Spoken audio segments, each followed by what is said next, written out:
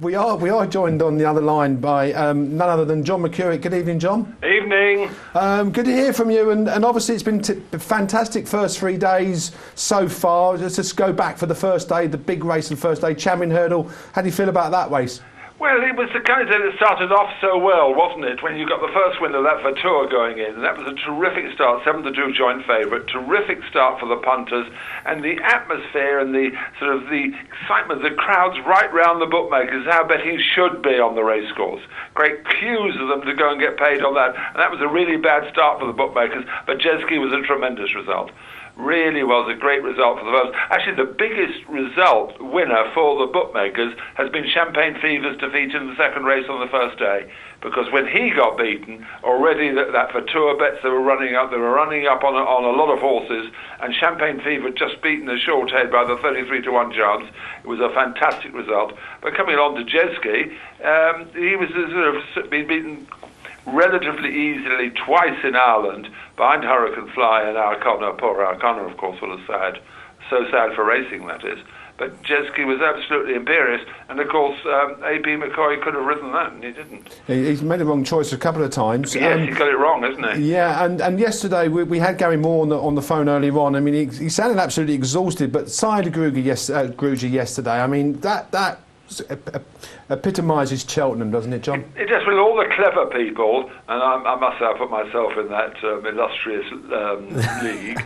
Everybody said oppose Sire Grugy, because the ground was against him. Remember, all its wins have been in really heavy ground, the ones that mattered, really heavy ground. That's what they wanted, rain, because we had him on BetNation about a month or two ago, do you remember? Yeah. And he wanted rain, so he wasn't going to get that. It's fast ground here at Cheltenham, although they've done a bit of watering. And he didn't like the course of Cheltenham. He'd been beaten twice there. So all the omens, that's why he drifted out. Actually returned at 11-4, but even touched 130 on the course. So he drifted out to that price. He would have been in heavy ground, he'd have been about 11-8 chance. But saying that, if this horse had been trained by Willie Mullins and ridden by Ruby Walsh... Absolutely fair point. It is a fair point, but people had seen it, and it was a very weak champion chase bar him. Yeah, and looked at it. Obviously, there's Sprinter Sacra, but it was a weak race. And looking, but the bookmakers were determined to get him because of those factors.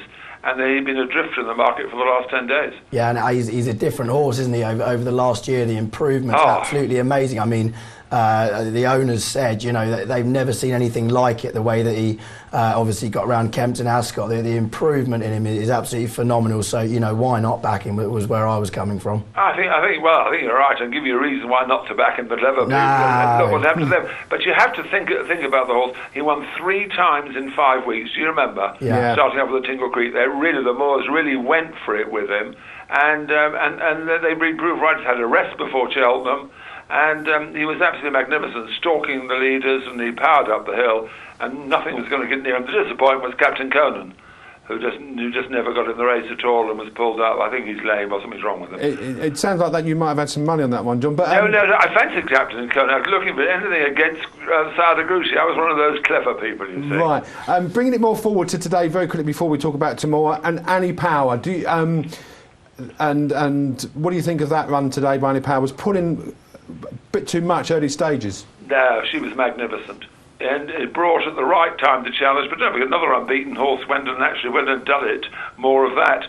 And it was a terrific classic battle. She ran her heart out, the mare, and beaten by more of that. And of course, that sort of sets up future World Hurdle if they both stick to fences. Disappointing was Big Bucks, but there was another lay. The book was determined to get everyone who were the clever ones were saying lay Big Bucks for the reason he'd been off for so long and the injury, and it was 11 years old and everything like that. And he did his best, the old boy, but a wonderful reception afterwards. He came in the winner's enclosure afterwards, and the crowd really were applauding the old boy on the race course as a competitor for the last time. Yeah, absolutely. And Paul Nicholls obviously said that would be the last race of Big Bucks. Yeah. Moving forward to tomorrow, the big races, the Betfred Gold Cup.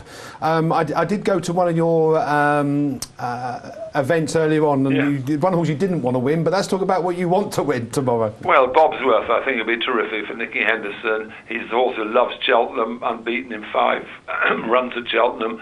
He won the Gold Cup last year. And the Danger Silviano Conti, you can say, who won the King George at Kempton and fell 3 out when going well against Bobsworth. So you're saying that if you fancy Silviano for Nichols, and he's having a rough meeting. It's not going his way, Paul Nichols. You could say that Silviano Conti would have won the Gold Cup last year. Well, I just don't believe it. I think the more he sees of that hill at Cheltenham, the more it comes to grind. And I'm not worried about the good fast ground, because if you speak to Nicky, he says, although he's won on the softs and that kind of thing in the past, his action tells him that he would like this guy to be absolutely perfect for him. So I think he'd be very, very hard to beat. And I won't go, if you don't want me to mention, I won't mention the horse I don't want to win. Well, go on, mention it, John. Well, it's Last Instalment. Yeah. It's trained by Philip Fenton over in Ireland. He had 2 losers today, thank goodness for that, because his steroids have been found in his yard. He's a trainer, a high-class trainer. What's he doing with steroids in his yard? And he hasn't come out and said, well, there was only an ounce of steroids, it was for my cat, or I had a ton of steroids for whatever reason it is.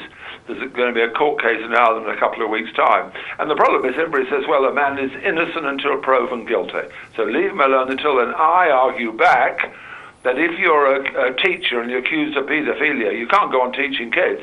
You're stood down, wait for the court case, and then they see what happens. If you're a bank manager and you're accused of stealing from your branch, you can't carry on working until the judgment comes in. It's been disgraceful. It was 2 years ago these steroids were found, and the journalists in Ireland are hopeless. Nobody actually cottoned onto it at all. The Irish Turf Club have kept quiet on what they knew, but it cannot be right that a horse who has from a stable that's been found with steroids in the stable with no explanation given to the public. The hacks are coming down, journalists, just tomorrow, not the racing ones. The other hacks coming around to put it front page news.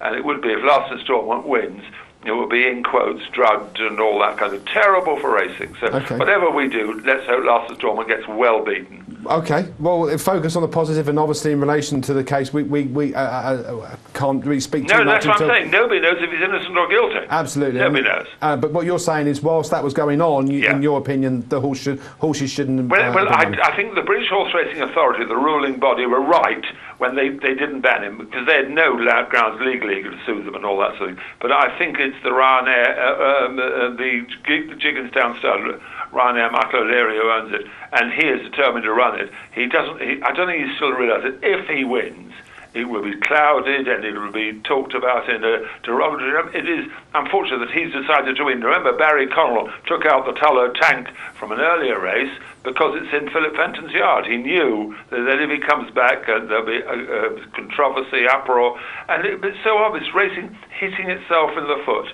And I'm really surprised that Gigginsdown started a huge operation over in Ireland, haven't said, we stand by our man.